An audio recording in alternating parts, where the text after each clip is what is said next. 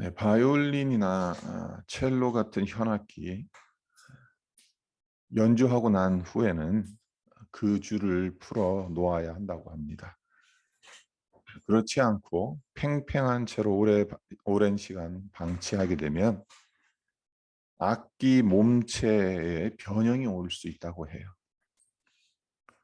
특히 활의 경우엔 팽팽하게 조여놓은 상태로 보관하게 되면 나중에 사용 자체가 불가능해질 수 있다고도 합니다. 우리 몸과 마음 역시 마찬가지입니다. 일할 땐 열심히 일을 해야 하겠지만 쉴 땐 쉬어야 합니다. 쉬지 않고 계속해서 긴장 상태에 있게 되면 일을 해도 능률이 오르지 않습니다. 몸과 마음이 상하기 쉽습니다. 오늘 본문 말씀이 마가복음 6장 30절 31절인데요. 이 병행 구절이 마태복음 14장 13절로 21절, 그리고 누가복음 9장 10절로 17절, 요한복음 6장 11절로 14절이에요. 근데 이 병행 구절들에서, 그러니까 이 사복음서에 한 사건이 동시에 기록되는 경우는 극히 드물어요. 특별히 요한복음 같은 경우에는 다른 이 공간복음, 마태복음이나 마가복음이나 누가복음과 이 관점이 달라요. 그래서 그 기술하는 사건들이 다릅니다. 근데 공간복음인 마태, 마가, 누가는 같은 관점을 가지고 있기 때문에 보면은 이제 그 사건의 배열이나 이런 것들이 비슷비슷해요. 근데 결정적으로 요한복음 때문에 어떤 사건이 사복음서에 모두 다 기록되어지는 경우는 많지가 않아요. 근데 오늘 이 병행 구절들에서 동일하게 이야기하는 것이 그 유명한 오병이어의 사건입니다. 5천 명을 먹이신 사건이에요. 근데 참 재밌는 것은 이 사복음서가 모두 다 5천 명을 먹이신 오병이어의 사건, 기적을 이야기하고 있는 데 있어서 오직 마가복음에서만 지금 우리가 읽었던 이 30절, 31절 이 말씀이 나온다는 거예요. 근데 이것이 왜 흥미로우냐 하면요. 마가의 어제와 오늘이라는 제목으로 몇 주 전에 말씀드리지 않았습니까?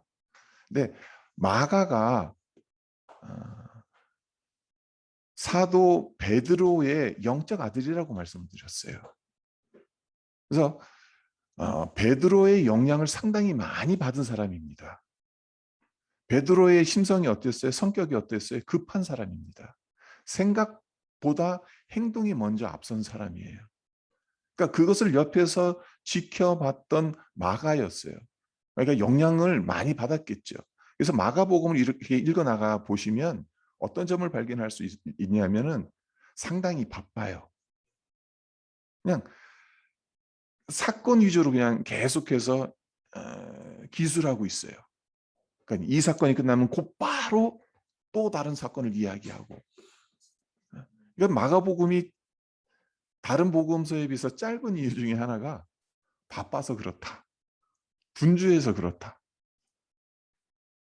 할 말을 많이 하기보다는 행동으로 옮기기 때문이다.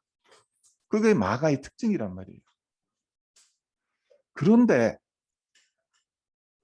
다른 병행 구절에선 마태나 누가나 요한복음에서는 이 30절, 31절 구절이 안 나와요. 마가복음에만 나와요. 5천 명을 먹이시는 이 오병이어의 사건을 언급하기 전에 마가만 제자들이 복음 전하고 돌아왔다. 거기까진 같아요. 사복음서 다.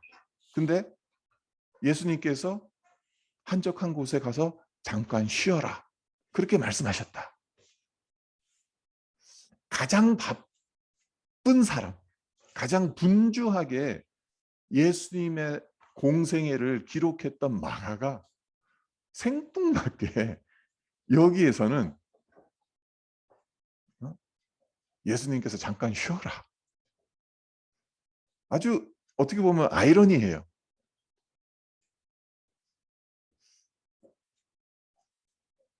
네, 예수님께서 제자들에게 한적한 곳에 가서 잠깐 쉬라. 마가가 왜 이 부분을 기록하는 것일까? 아마 마가 자신에게 하는 말일 수도 있어요. 바쁘게, 분주하게 사역을 감당할 것. 그것도 중요하지만 예수님께서 그렇게 바쁘셨는데도 예수님은 시간을 내서, 짬을 내서 하나님과 교제하는 그 쉼의 공간, 쉼의 시간을 가지셨다는 것. 한적한 곳에 가서 쉬라는 예수님의 그 명령을 마가는 마음 깊이 담아두지는 않았는가, 그런 생각을 해봅니다. 어찌됐건 지금 예수님은 제자들에게 한적한 곳에 가서 잠깐 쉬라고 말씀하셨어요. 그 이유가 무엇이겠어요? 제자들이 무척 지쳐있기 때문에 그렇습니다. 근데 제자들이 지쳐 있을 수밖에 없는 이유가 무엇이죠?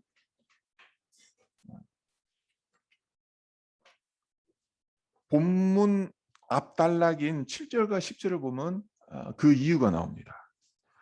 제가 읽어드리겠습니다. 12제자를 부르사 둘씩 보내시며 더러운 귀신을 제어하는 권능을 주시고 명하시되 여행을 위하여 지팡이 외에는 양식이나 배낭이나 전대의 돈이나 아무것도 가지지 말며 신만 신고 두 벌 옷도 입지 말라 하시고 또 이르시되 어디서든지 누구의 집에 들어가거든 그곳을 떠나기까지 거기 유하라. 그 12명의 제자들을 2명씩 묶어가지고 각 고을로 천국 복음 전파하도록 파송하셨어요.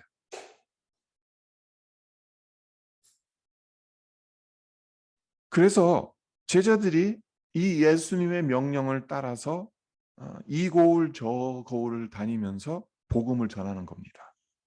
그래서 12절과 13절을 보면 제자들이 나가서 회개하라 전파하고 많은 귀신을 쫓아내며 많은 병자에게 기름을 발라 고치더라. 한번 머릿속으로 그려보십시오. 2명씩 짝지어서 각 고을로 천국 복음을 전하러 떠났어요.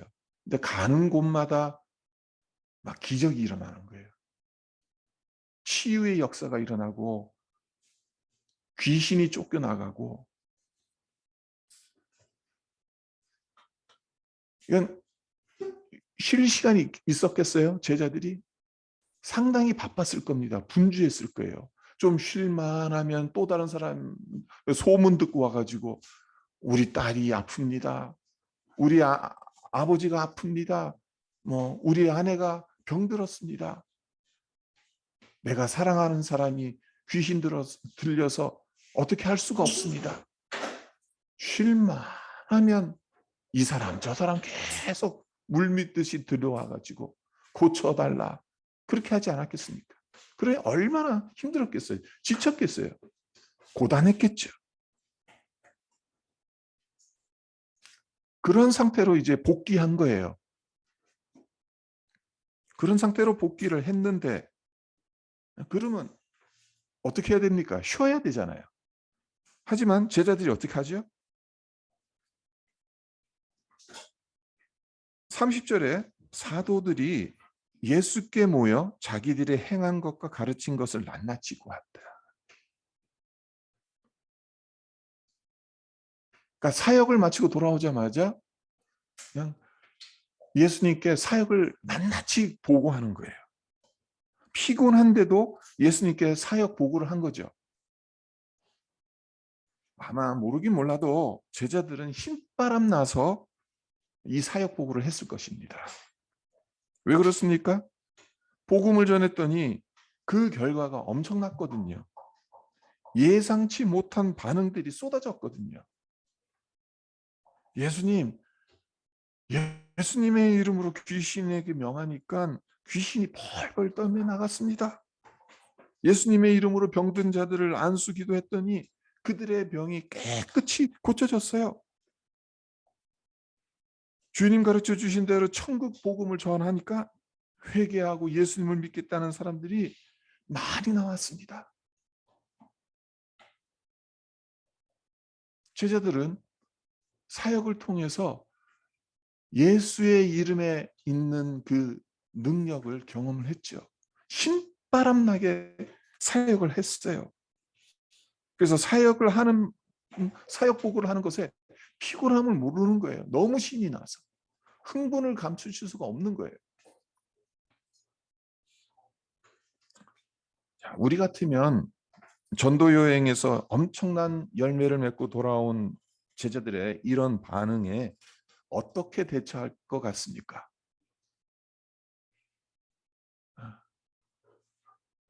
물 들어왔으니 노져야 하지 않겠냐?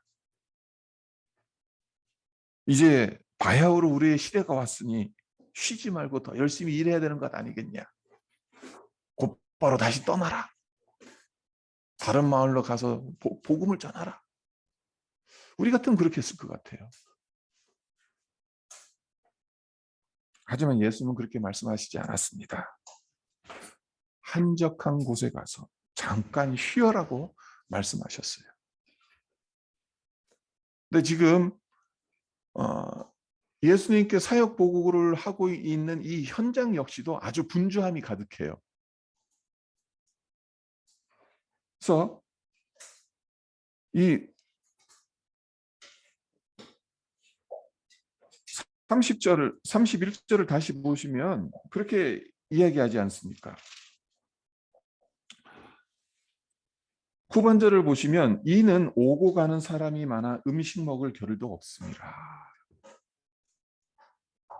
그러니까 예수님 소문 듣고 예수님 말씀 들으려고 예수님께 병 고침 받으려고 이 사람 저 사람 계속 몰려들고 그 와중에 제자들이 사역 보고를 했고 그러니까 제자들이 지금 음식 먹을 겨를도 없어요. 사람들 때문에. 사람들 대접해야 되고 사람들 케어해 줘야 되고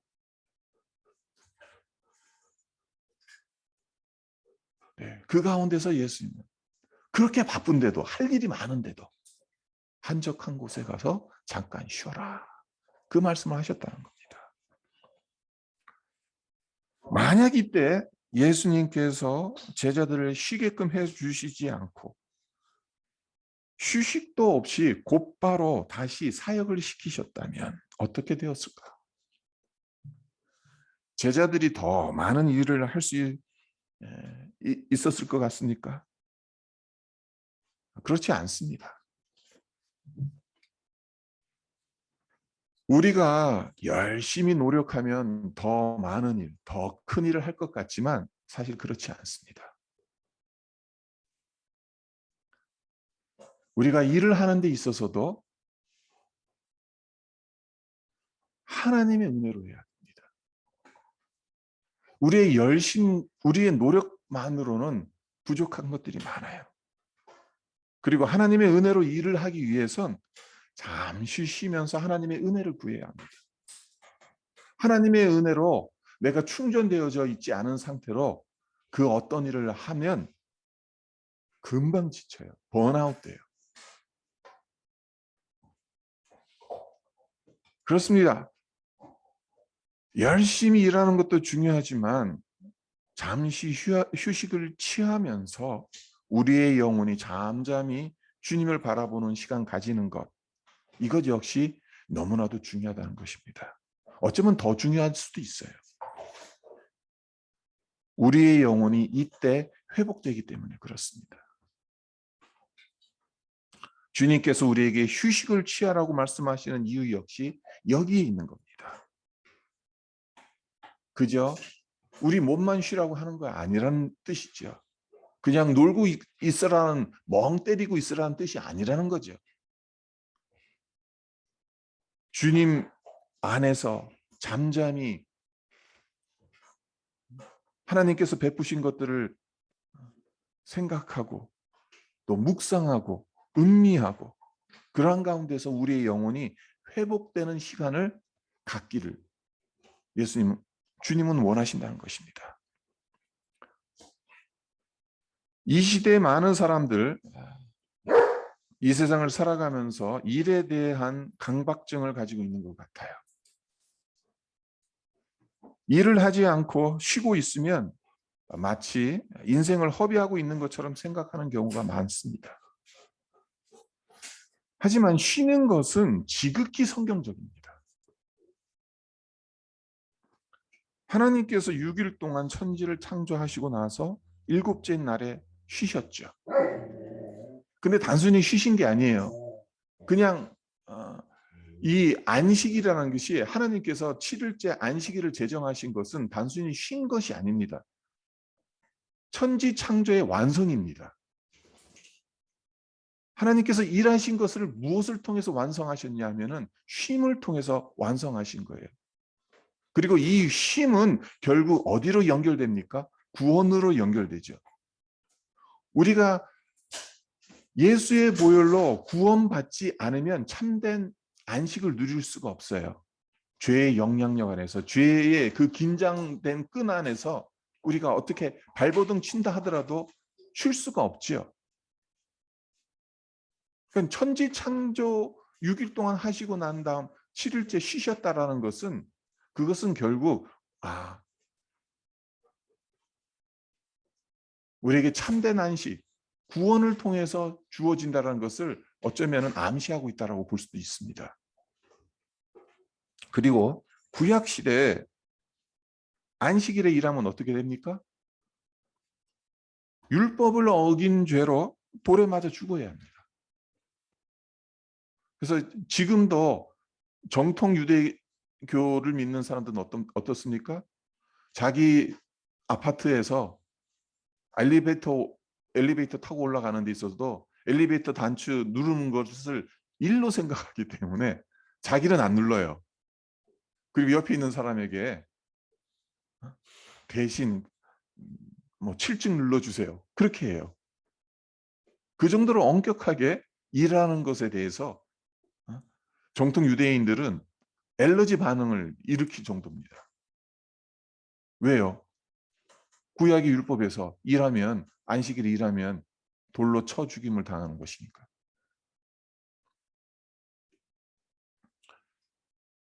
유명한 영성 신학자인 유진 피러슨 목사님이 이런 말을 했어요. 만약 일과 쉼 둘 중에서 하나를 선택해야 한다면 무엇을 선택해야 되는가? 일이 아니라 쉼을 선택해야 한다. 그리고 여기에서 한 걸음 더 나아가서 일에 바쁜 사람은 정작 해야 할 일은 하지 않고 있기 때문에 바쁠 수밖에 없다. 그래서 궁극적으로는 게으른 사람이다라는 말까지 합니다. 유진 피러슨 목사님이 말하고자 하는 정작 해야 할 일, 그것은 무슨 일이겠어요? 긴장의 끈을 풀고 하나님 앞에 잠잠히 쉬면서 인생의 본질을 생각하고 음미하는 것입니다. 우리가 바쁜 와중에는 분주한 상태에서는 하나님을 음미할 수가 없습니다. 하나님의 말씀을 제대로 묵상할 수가 없어요. 바쁜데 어떻게 합니까? 머릿속에 다른 것들로 가득 차 있는데, 다른 생각들로 가득 차 있는데 그게 가능하겠습니까? 소가 왜 되새김질을 하는 거예요? 소가 되새김질을 할 때 어떻게 하는지 아시잖아요. 일하면서 되새김질을 합니까? 아니잖아요. 풀밭에 가만히 누워 앉아서 세워라, 내워라. 그러면서 되새김질합니다. 반추, 묵상, 그런 의미입니다. 분주한 상태에서는 우리 인생의 본질을 음미할 여유가 없어요. 하나님의 말씀을 제대로 내 마음속에 이 저장할 알 수가 없어요.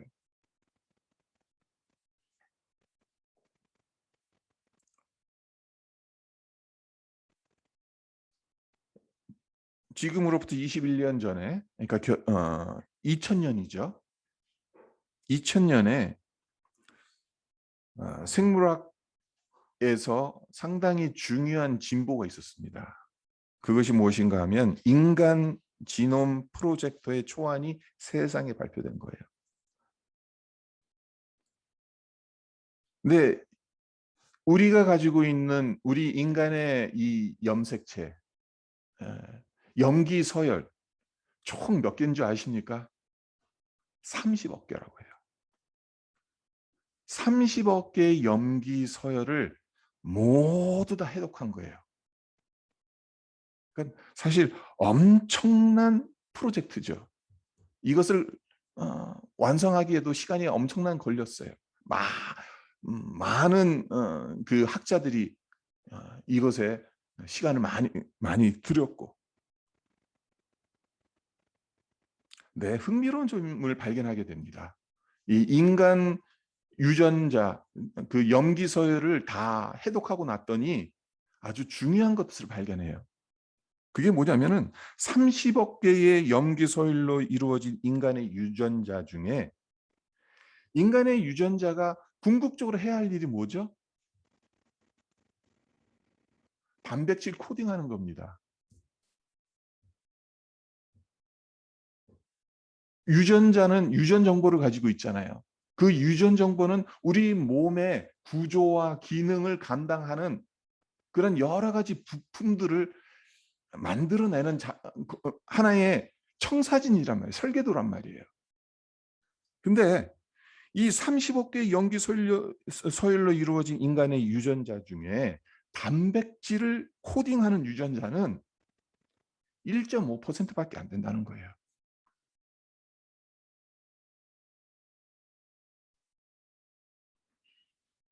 이 밖에도 뭐 단백질을 코딩하는 기능만 가진 게 아니죠, 유전자가.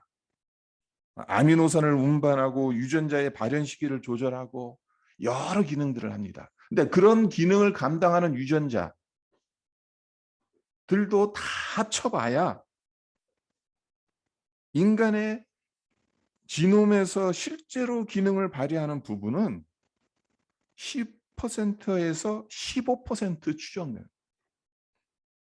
그러니까 나머지 한 85% 정도는 뭡니까? MT예요. MT. 그러니까 효율을 강조하는 사람들 입장으로 보게 되면 인간의 지놈은, 인간의 유전자는 상당히 비효율적입니다. 30억 개의 염기 서열을 가지고 있는 것도 우습고, 그 중에서 1.5%만 단백질 코딩하는 데 사용하고, 많아야 15% 유전자로서의 기능을 발휘하고, 나머지는 쓰레기랑 마찬가지죠. 아무 기능을 발휘하지 못하니까. 근데 말이에요, 만약 이게 쓸모없다고 잘라버리잖아요. 85%. MT라고 하니까 이거 MT니까 있으나 마나 하다 생각하고 이 부분을 다 잘라버리잖아요. 그럼 어떻게 되는 줄 아십니까? 이상한 것들이 막 나타납니다.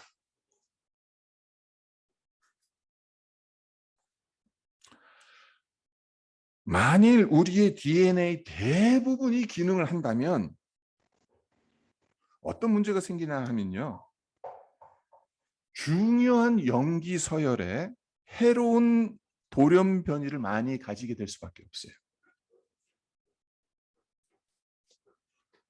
그렇지 않고 전혀 기능하지 않는 염기 서열이라면 해로운 돌연 변이가 있다 하더라도 어떻게 되겠어요? 그것이 아무런 영향을 미치지 않는 겁니다. 그러니까 우리 몸에 암세포가 생기는 이유가 그거라고 하잖아요. 결국은 우리의 DNA가 손상을 입는 겁니다. 그래서 원래 기능해야 되는 방식으로 기능하지 못하고 엉뚱한 방식으로 기능하다 보면 이 세포가 원래의 기능을 발휘하지 못하고 다른 식으로 기능을 한다든지 그렇게 돼버리는 거예요. 근데 우리 안에 있는 이 해로운 그 어떤 돌연변이나 이런 것들이 어디로 가게 되냐면은 바로 이 mtDNA 염기서열로 가는 거예요, 결국에. 그래서 만약에 우리 염기서열의 25%만 기능을 해도 어떤 문제가 발생하냐 하면은, 만약 우리가 자손을 4명을 낳잖아요. 4명을 낳으면은 그 중에 2명은 생존이 불가능하다고 합니다. 우리 유전자 30억 개 중에 25%만 기능을 해도 우리가 낳는 자손들 중에 선천적인 장애를 낳던 거라. 생존 불가능한 그런 돌연변이의 가능성이 상당히 올라간다는 거예요. 제가 왜 이 말씀을 드리는 거죠? 여백의 중요성을 말씀드리는 겁니다. 필요 없다고 생각하는 것, 이 시대의 사람들은 쉬는 거 필요 없다라고 생각을 해요. 성취 위주의 삶을 살아가다 보니까. 일하지 않으면 먹지도 마라, 놀지도 마라, 아무것도 하지 마라. 그러나 실제로 하나님께서 인간을 창조하셨을 때 일하라고 창조하시진 않았어요. 오히려 하나님과 교제하는 것, 그것을 가장 중요한 창조의 목적으로 삼으셨어요. 하나님과 교제하라는 것은 일이 아닙니다. 하나님과 교제하기 위해서 누군가 교제한다는 것, 그걸 일로 삼습니까? 사랑하는 사람과 교제하는 것, 그게 일입니까? 아니죠. 오히려 사랑하는 사람과 교제하면, 사랑하는 사람과 시간을 보내면 쉼을 얻습니다. 하나님이 우리에게 주신 창조의 목적이 원래는 그거예요. 이 일은 부차적인 거예요. 그 후에 일하라고 하신 거예요. 먼저 하나님의 은혜 안에서 교제하면서 있으라고.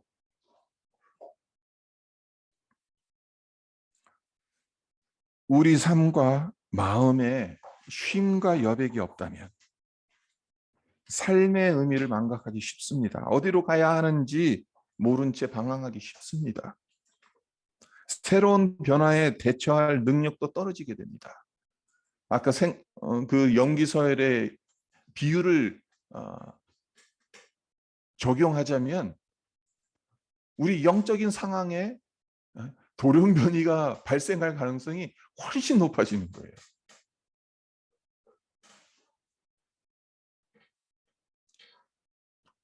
근데 쉬는 게 참 힘들어요. 쉽지가 않아요, 이것도. 쉬는 법도 우리가 배워야 합니다. 쉬는 것도 훈련이에요. 결국에.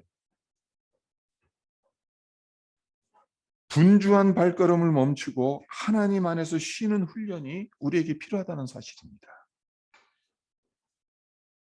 주님께서 잠깐 쉬어라 하실 때는 그 시간에 피곤한 몸을 재충전하라는 말씀입니다. 그리고 정신없이 달려왔던 삶을 잠시 내려놓고 하나님을 바라보며 내 영혼에 안식처를 제공하라는 것입니다. 그런 의미에서 주일 성수는 우리에게 너무나도 중요하고 소중한 시간이라고 할 수가 있어요. 세상 사람들은 그들 나름대로의 방식으로 쉬겠죠. 뭐 골프를 친다든지, 사람들과 어울려서 뭐 술을 마신다든지, 어디로 여행을 간다든지. 그렇게 쉬는 것도 중요합니다. 그렇게 쉼으로써 몸과 마음은 쉴 수가 있겠죠. 휴식을 얻을 수 있겠죠. 리프레시가 가능하죠. 하지만 우리는 영적 존재예요. 몸과 마음뿐만 리프레시하고 쉬는 것에 머물러서는 안 돼요. 우리의 영혼까지 쉬어야 돼요. 우리의 영혼이 쉬기 위해서는 다른 방법이 없어요. 하나님께 가는 겁니다. 하나님 안에 있어야 되는 거예요. 하나님을 찬양하고 하나님께 예배하고 하나님과 교제하고, 그것이 우리 영혼의 참된 안식을 가져다 준다는 사실입니다. 그래서 아무리 바쁘고 할 일이 많다 하더라도 주일만큼은 쉬셨으면 합니다.